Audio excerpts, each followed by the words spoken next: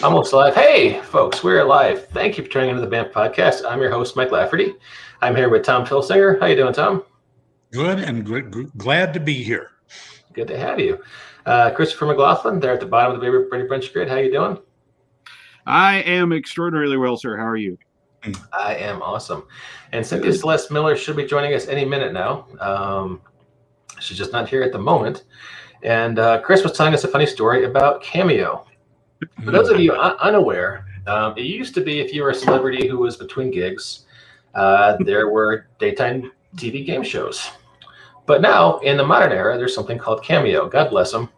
You can find many of these celebrities to send video greetings to your friends, record voiceovers for videos for you, leave a message on your voicemail, etc. Let's make it clear, we're not making a dime off this. No, we're not. Yeah, not at all. But let's say if you're a big fan of Ice-T for $450, you can get him to record a video message for you. Paula Abdul is a little bit cheaper. Kareem Abdul-Jabbar, even $500. And it goes on down. Let's see. But you had a story about, who was it? Well, I wish I'd known I was going to do that on air. I'd have brought a clip because the clips really do it justice. But the thing that's being widely mocked in wrestling circles is the Undertaker, the legendary WWE superstar, is now doing cameos, which is awesome. I mean, what a great thing for a real true wrestling fan. But some of the samples got around, and he's doing them in character, which you would kind of expect. Yeah. But the type of things that you get cameos for. So there was one circulating around that was basically like, I understand you're in the hospital, wanted to wish you a speedy recovery. And it doesn't quite work with that gimmick. From a guy called The Undertaker. Yes.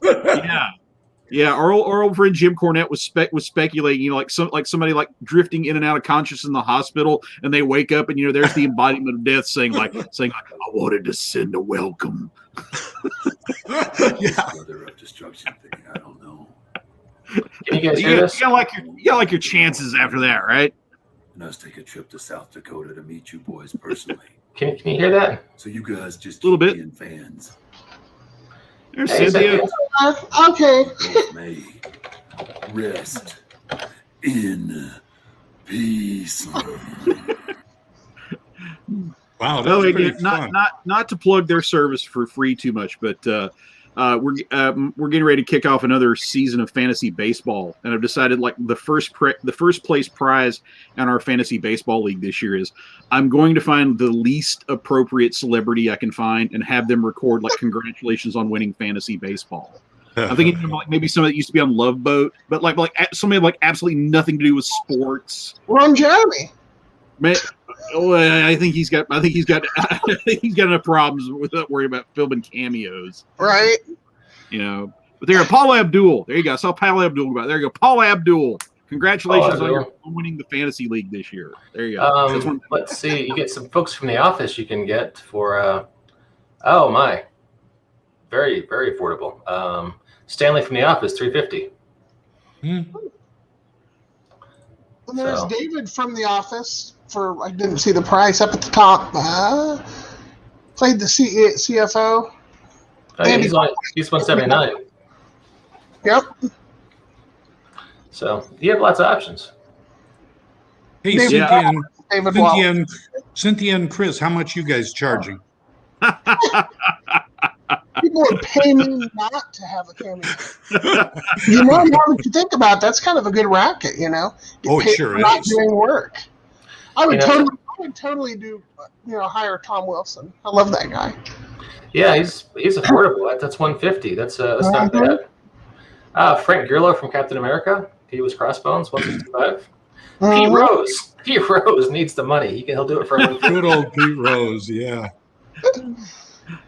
That's well, we could do this all night, couldn't we? Carrot Top, you can get Carrot Top for $150, Chris. There you go. Now that would be. He's on the list. Yep. I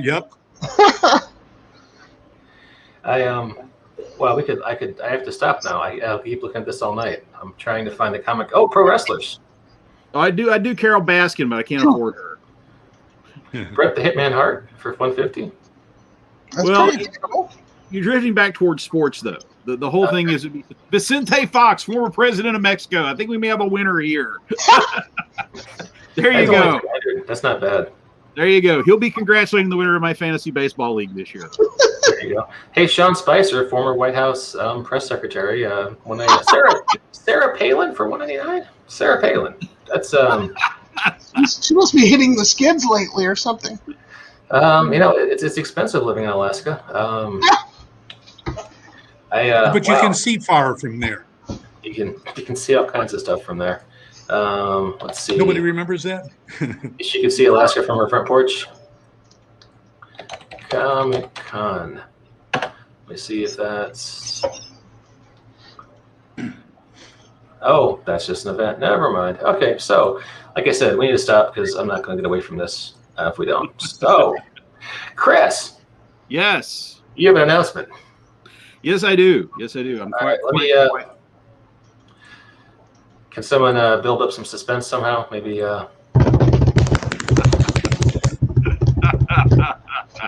Look at that beautiful cover. There we go, folks. Yes. Yeah. For those of you that aren't aware, from my wardrobe constantly endorsing it, for the last 4 years now, I have been the creative pit boss of my own publishing imprint, Ghost Show Press. We've already put out one successful book and one successful Kickstarter in conjunction with the good folks at Fainting Goat Games. And then I finally fought my way through a series of calamities, both personal and otherwise. And now Ghost Show is back with the biggest and the best thing that we have ever done. We hopefully in the next few days will be launching our Kickstarter for that beautiful book that you're seeing right now in front of you.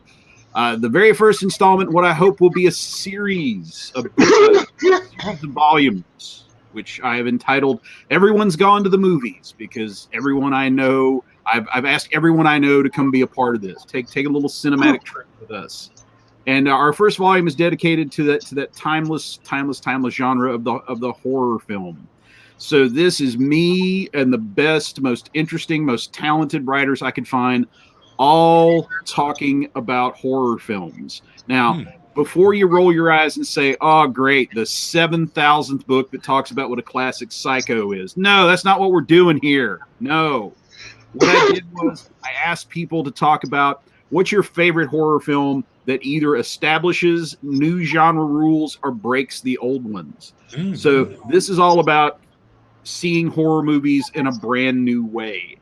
And we cover the gamut. We go all the way back to the 31 Frankenstein, all the way up to the subversive horror comedy Prevenge, and so many wonderful stops in between there.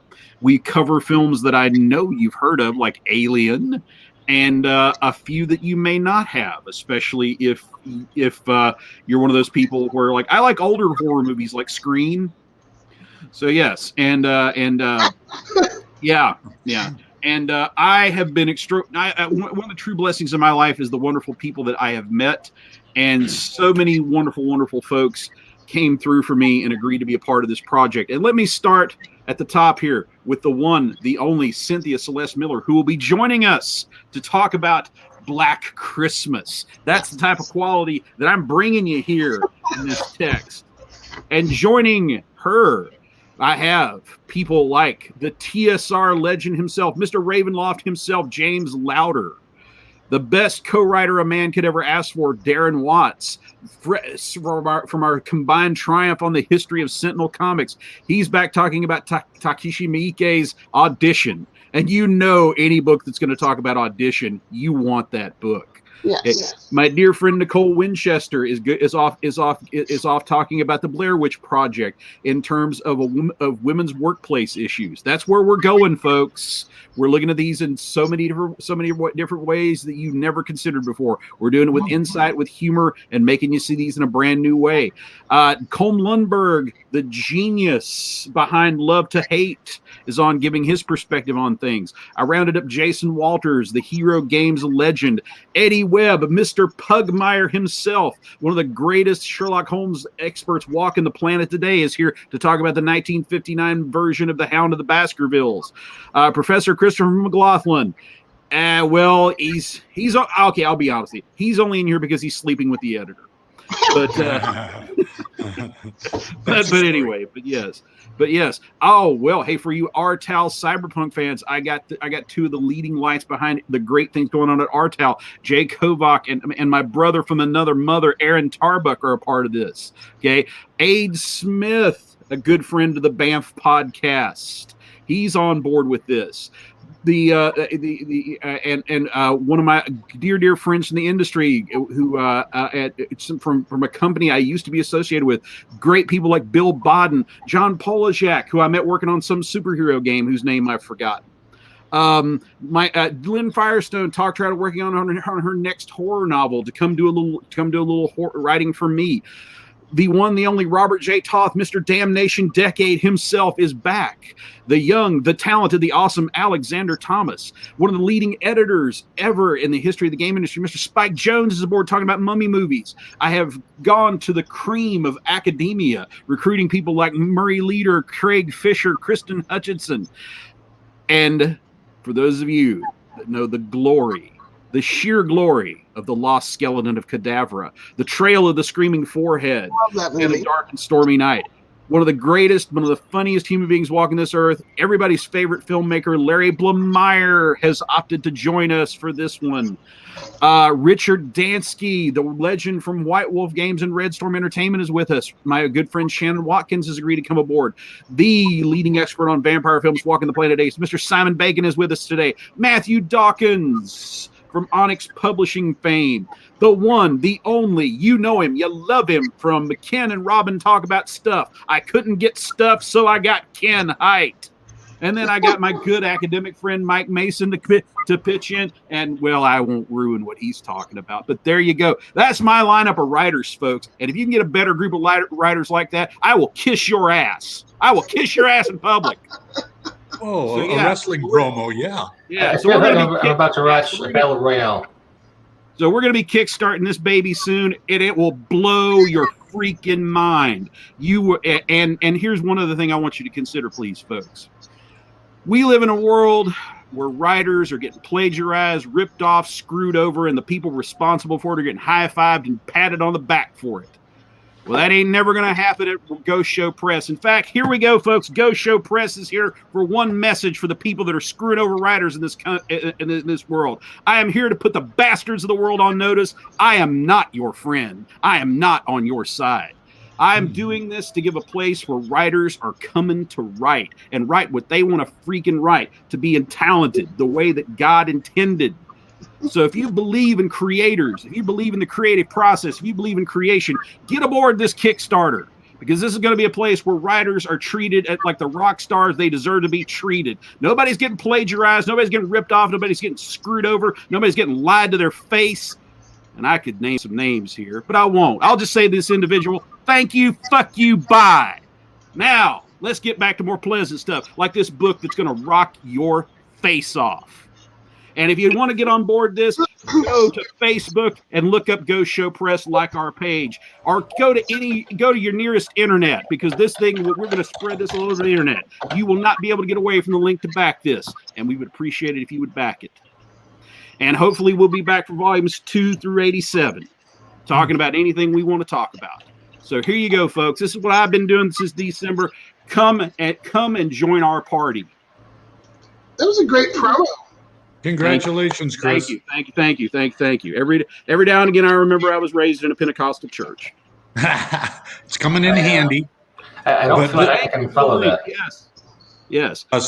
Very good. I putting together creative work to me is everything, and I think that what you're doing is fantastic. Thank you so much. I am so proud of this. This started out as a total, hey, maybe we could put on a show in the barn. And then more and more people just kept saying yes to this. I have the vast majority of the manuscripts in hand, and this is a book I would want to buy. It is still not quite sunk in that I get to publish it. What a tremendous honor. What a tremendous thrill. And if we are so blessed as to have number one fund, then I've already got it. I've already got an equally incredible lineup for volume 2 lined up. So here we go. Let's hope this is the start of something wonderful. Yep. Frequent viewer Shawnee Vera is weighing in, saying, came for a game announcement, staying for the classic wrestling promo. I know. John's a good man. It was like a not drunk Lou Albano promo. In all the good ways. It's hard for me to mock a man that will staple rubber bands on his face. Hey, Yeah, right. For me, I'm a fan. Yeah, I get. Yeah, I'm still icky when I have to trim my nails. I don't. Hey guys, and then I want to go back to Chris's book. I don't know if he's done. I don't want to interrupt that. I would be scared to interrupt that. It might come over and hurt me. I know. Seriously, I need a nap. I need a nap. You know, one time Ox Baker wanted to be in my Legends game. He wanted to be in my first set with the original 24 in my Legends of Wrestling game series. Oh, wow. And he called up my house. And I guess that's Mike's talking to his child. Is that right? Yeah. Good. Anyway, so Ox called my house, left a phone message. It was a promo for him to be in the game. He says he didn't even use it. He used his wrestling voice. Hey man, Ox Baker, you know, he deserves to be among the legends. And then he even starts to rip at some of the people that were already in there. He goes, Johnny Valiant, well, you know, Road Warrior Hawk. They couldn't sell ice cubes to Eskimos. And I thought, who would sell ice cubes to Eskimos anyway? But in any event, he forgot that he was already in it. He forgot. Here you go. But I got that promo still. I kept all my tapes like that, you know? Yes. You know, Tom, if my phone rings, some guy told me my car warranty is expired. You get calls from Ox Baker. I mean, if we didn't have wrestling with comics, we would have to call this Tom's living his best life. There you go. Well, there's nothing like wrestlers, I'll tell you. But your book looks great, and I thought your promo was sensational. And thank you so much. Thank you so much. And speaking of that cover, I have to give absolute credit to my longtime friend Hal Mangold, who, if you know the game industry, you know there is no more talented person doing graphics and layout and things like that. And you should check out Hal's company, Atomic Overmind, because they've put out some incredible stuff over the years. Yeah, and nice cover. Nice. If you've looked at the side or the back, you'll also see the amazing Go Show Press logo done by my dear friend Deb Ungerman. So thank you, Deb, for the logo. And there you go. And it's back. Hey, Antonio. And we are hoping to get the writers for this to join us on various places on the Banff Network to talk about what they're writing about. The Banff family of podcasts. Exactly. Speaking of which, Ed Smith did a review for us of an Avengers trade paperback that'll be coming out on hopefully a ongoing series of short, fun trade paperback reviews. So this is awesome. Check it out. And we've got an audience right now. Thanks everybody for checking us out. Feel free to weigh in the comments. And let's see. Oh, hey, Antonio. How you doing, Antonio? Yeah, that was fun, wasn't it? I am humbled. Thank you. So I have this low energy kind of observational style, and I don't know that I can follow Chris at this point. I need a nap. You're good. You're good. We're all on the same wavelength now. You know, it's like following a heavy metal song with a ballad, you know, to kind of bring things down a little.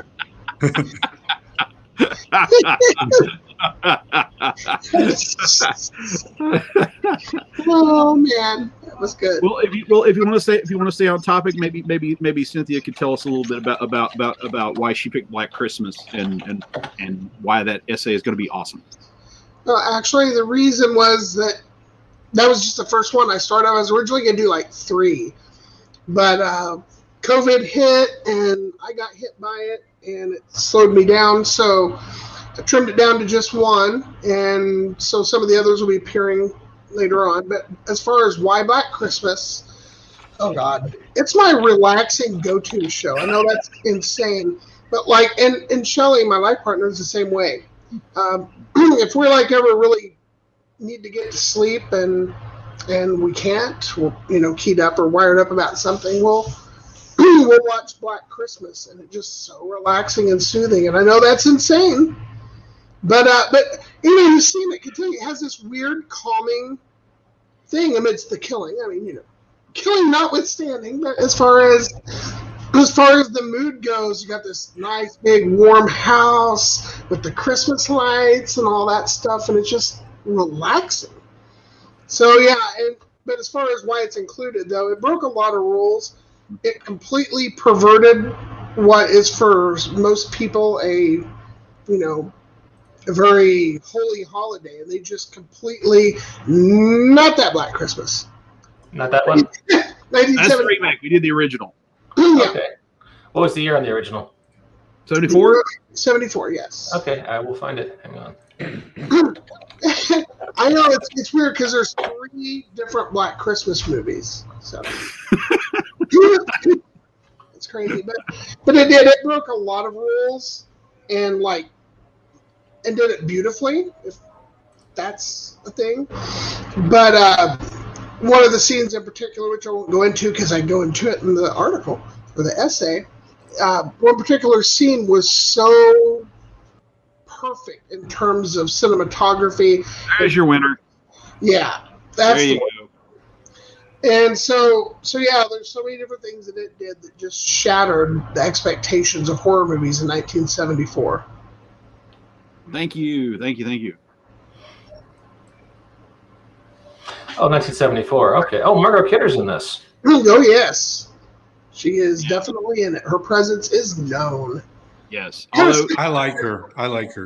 you have me in John Saxon. Oh, yes. The scene, the laughing scene, you know what I'm talking about. I won't give spoilers, but it's only been out a few years now, but I won't give spoilers. The laughing scene kills me every time. I just die. I don't care how many times I've seen it, and I've seen it a lot. It still makes me laugh. I was actually unaware of the existence of this movie before you brought this up. Oh, wow. Yeah, I thought Go ahead. Yeah, that's one of the things I'm really hoping the book will do is that I told people to just wander off the beaten path. Let's not do the 7 millionth book praising Psycho, as great a film as Psycho is. Let's talk. If you're going to write about a well-known film, at least come up with a new take on it, or pick something not a lot of people are aware of. So I was very pleased on both counts from what I'm getting from my writers. It's amazing. I rolled the dice on letting talented people create and expecting something amazing would happen, and it did. So yes, so yay creators. Our day may not be over. Chris, I was going to ask you about the Snyder Cut, but you're so damn happy right now. I just don't want to bring it down. Well, it's funny. I went to see my doctor the other week, and I've just turned 52, and she told me it's time for my colonoscopy. But it turns out I can either get the colonoscopy or I can watch the Snyder Cut. There you go. So you're excited, is what you're saying. Well, I don't know if I should repeat this because from a podcast I got fired from, but I remarked once that release the Snyder Cut is just shorthand for I've got the drizzling shits. You're sitting there going, "Oh, release the Snyder Cut." Well, I didn't care for the original, and I'm not necessarily expecting to care for this one anymore. But I'm gonna watch it, try it, see it, experience it, maybe throw up. I don't know. I don't think I'll like it any less than I liked the original. I really despised it. I was going to make a joke about I was not expecting the Buwana Beast cameo, but that might be in there. There's a bunch of stuff in there now.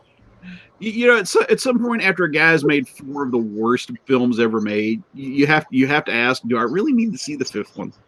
Yeah, how much of a priority do I need to make this in my life?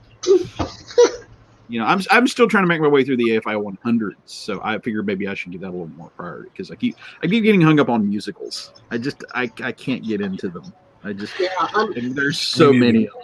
There's exactly 3 musicals in the world that I like. That's it. I just... That might be 2 more than me. There you go. I've got one if I can count Phantom of the Paradise. The only ones I can think of off the top of my head is Rocky Horror, Grease. Oh, there you go. And Popeye.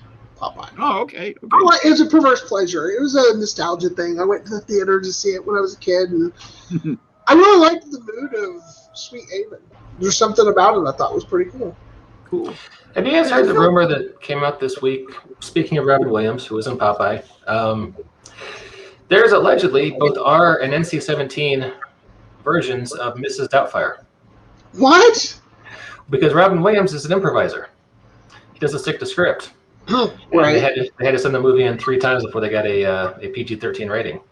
Holy crap.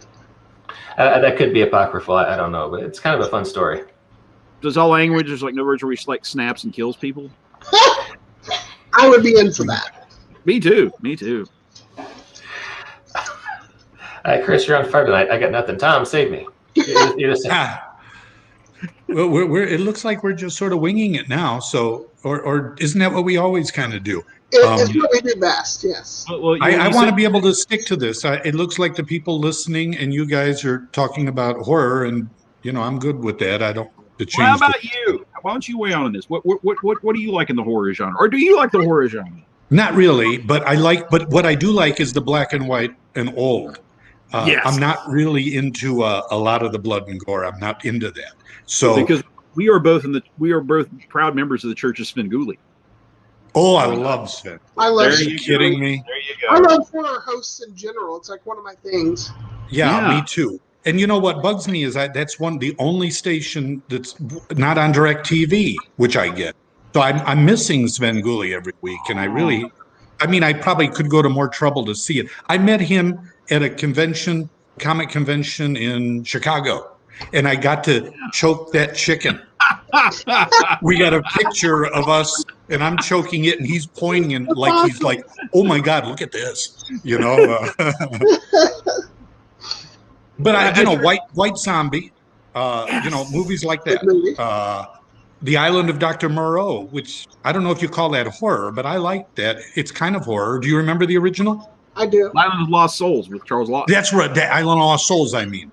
Yes. I thought that was creepy. And yes. Things in that genre. There are others walking, those original zombie movies. White Zombie, and then there's another one that was a classic, and I forgot the name.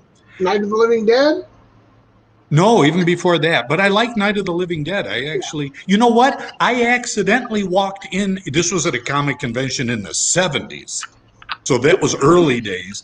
And they'd show films, with the reels.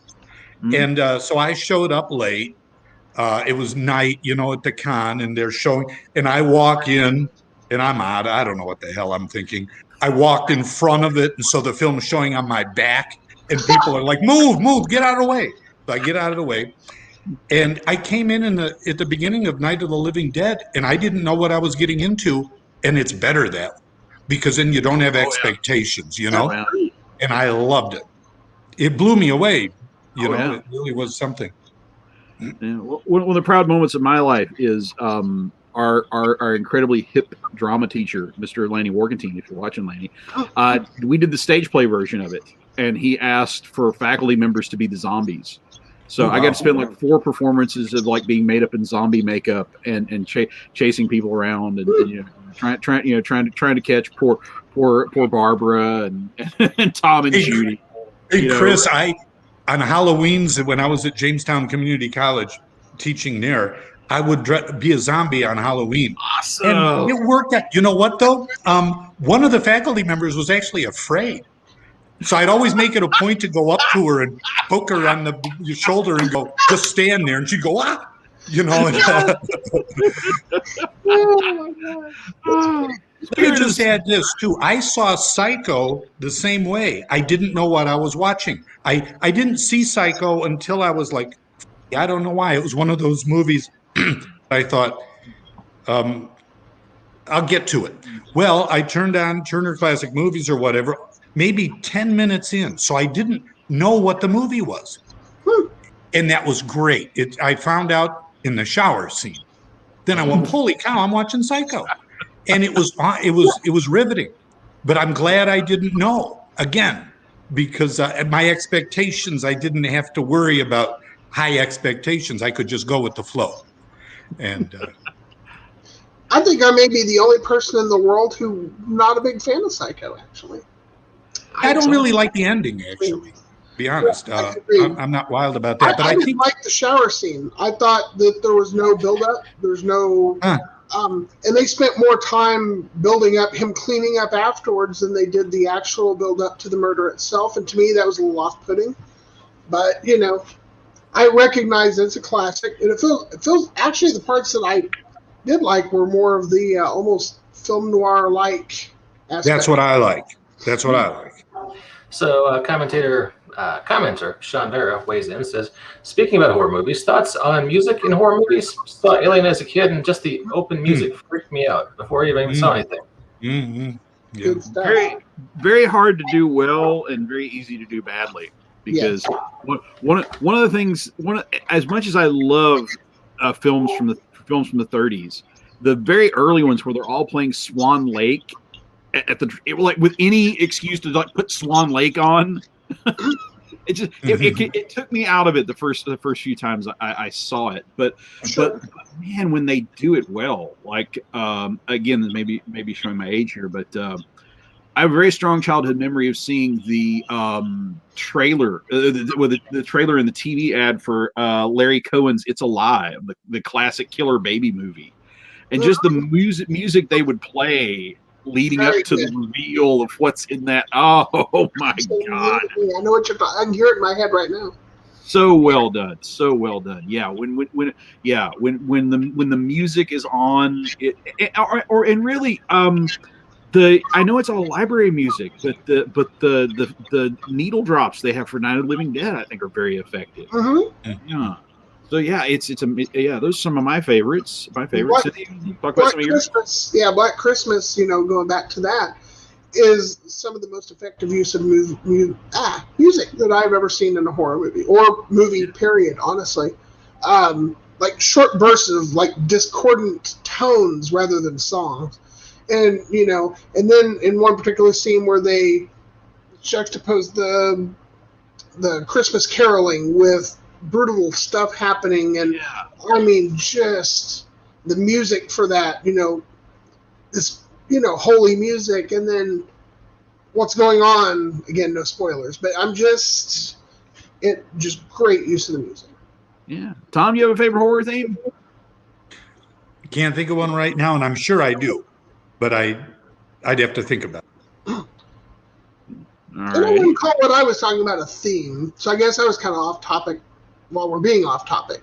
But it was used in the movie. Yeah, that's something. I used to go to those 80s horror movies to laugh. A lot of those really the slasher ones. I love slasher movies, but they were comical, I think, more than they were scary. But then again, I'm no expert, so I'll let you guys keep going. You're not wrong, Tom. You're not wrong. In fact, a lot of the filmmakers intended for them to be campy and they're fun more than scary. Some are legitimately scary, but most of the ones, or a lot of the ones, especially back in the 80s, they had tongue firmly planted in their cheek a lot. They had to. You would ask yourself, "What's next?" And then they top it again. Sure. Yeah. Well, now, okay. So we've done the wrestling promo. We've done horror. So we have to have some comic content in here. So you want to go around the table and talk about your all-time favorite horror comics? Tom, you want to lead us off with our favorite horror comic? Horror. You guys start. I'm not sure what you mean by that. Okay. Comic book. Okay. Yeah. I thought you meant comedian. No. Comic books. Or comic books. Well, I love those 50s EC comics. There's no question about that. Yes. To me, those are the classics. I used to buy all those reprints. So go on. You guys can take over. I'm with you. I published a whole role-playing game, designed and published a whole role-playing game based on those. In fact, the cover of it is done in the spirit of the old EC comics. That's Stories from the Grave. I mean, yeah, I'm with you. That's, as far as comics go, that's horror, and nothing else even comes close. You know, in that whole era, the other comic book companies imitating it, you know, it's classic Ed Wood comic book. They're silly, they're bad, they're repetitive, and yet they're somehow enticing anyway. Marvel did some of that. They didn't go as far. Sure. Well, everybody did. Everybody was doing that back then. Yeah. They were trying to find, especially in the 50s when post-Comics Code Authority, everybody was trying to kind of find their place and like what they can do and what they can't. And they had watered down horror, and oh my God, it was rough. And do you remember when Frederick Wortham, the psychologist, you know, they had those Senate hearings, and the fact of the matter is, especially for its time, I could see where parents would say, holy cow, is this in the comic books my kids are reading? They really did take it. And I believe that, who was the EC editor at that time? William Gaines. Yeah, William Gaines. Didn't he testify and do a lousy job that hurt the cause? I think he did. In the Senate thing, you know, he was not able to defend it well at all and made it look worse. And so, did you hear that? Anybody hear that? No, but I totally take your word on that, because that doesn't surprise me. Oh, there we go. There's some good stuff. You know, and that's not bad. The stuff that would get bad is when they'd have a needle in front of an eye on the cover. And do you remember? And things like that. They were, and drugs. They had syringes. They were really pushing it, is right. You know, I really am thankful for that Comics Code, because it turned some comics to focus more on themes that I actually think were good to build on, like those monster books in the early Marvel era. Film and all those. Yeah, I mean, they made the best of it, and I thought some decent stuff came out of that, actually, too. I'm against censorship, though. I am against it. But I do think there ought to be some social norms against going too far sometimes, especially for things children. And back in those days, that was children's reading mainly. Well, hey, speaking of children, I need to put my child to bed, so I might need to wrap things up. And I apologize, we were going to talk about Silver Age artists, because we've been threatening to talk about the best Silver Age artists for a couple months now. So we're keeping our audience waiting and hanging on. This will be like our Generalissimo Francisco Franco is still dead. Every week we will almost talk about Silver Age promise artists. it every week. Yes. Sean seems to say that Sean, did, yeah. Thank you, Sean. Appreciate that, sir. Yeah. Thanks for looking that up. Just thinking, is it weird there's never been a horror movie set in the milieu of professional wrestling? Oh, that's interesting. But we got close. The closest thing we did was back in the glory days of the All Flesh Must Be Eaten RPG, and they were doing like zombies in different settings. A bunch of people from our old haunt, the New Gamers Order listserv, got together and put together a zombie and professional wrestling supplement for that. Okay. Also, Lucha Underground played with a lot of horror stuff. They had necromancers. Characters were brutally killed, like one guy had his heart ripped out. I mean, I was just thinking there's a lot of wrestling personas that are really adjacent to horror. The Undertaker just being one. Sure. And all the times that El Santo threw down with Dracula. Some of those Mexican wrestler horror movies are astounding. I wish I could think of. There's one that I watched about 2 years ago that was, you know, it was weird. It was, you know, what was it? El Santo? Who were the Mexican wrestlers that were in a lot of those movies? El Santo, Blue Demon, Neutron. Yeah. One of them met an Aztec mummy, and it was very good. You know what I mean by very good? Sure. Oh yeah. Yeah. Entertaining. But it had a vibe. It had a vibe. Indeed. And those movies can do that because they're not trying to impress you with being Oscar material. They're just exploring these unconscious elements of the shadow. There you go. And they're so surrealistic and dark. I find them enticing. So, real quick, before we close, I do want to mention, on this same theme, Blood Circus. Have you guys ever heard of Blood Circus? Okay, so, there was this guy in the 80s. The company name and his own name was Santo Gold. He was one of the early infomercial guys, and he ended up going to prison for fraud or some such. But you need to watch his infomercials. They're batshit crazy. Like, he's like, 1 minute he's on stage in like an Elvis type costume, singing Santo Gold. Him Santo Gold. And then the next minute he has like a bunch of people in a room with these little party horns and stuff and telling really bad jokes, like something about what was I don't remember, but there were some really bad jokes. And then they'd go to him hawking this jewelry. But one of the things that is he was producing a horror movie or horror wrestling movie called Blood Circus. And they said they advertised that you get a free screen bag because it's so scary. And they shoot clips of it on there. You can YouTube that. And it's it's there we go. As far as I know, it only showed it the like noisy. Wow. It never actually had a full release, and it had if I recall, they had a wrestling mummy in there, but I could be wrong. But I mean, all this was in one infomercial. That's the crazy part. It's like, holy crap! It was crazy. I was at like a slumber party the first time I saw it, and I was the last one awake, and they had like basic cable, and that was like the only thing on.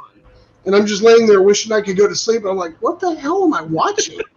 And yeah, look him up, Santo Gold. It's crazy.